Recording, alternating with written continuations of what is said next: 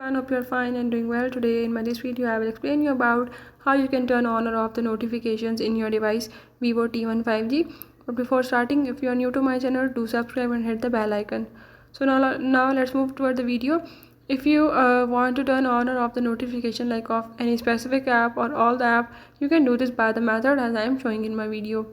So follow the steps and watch complete video and learn how you can turn on or off the notifications in your device Vivo T1 5G.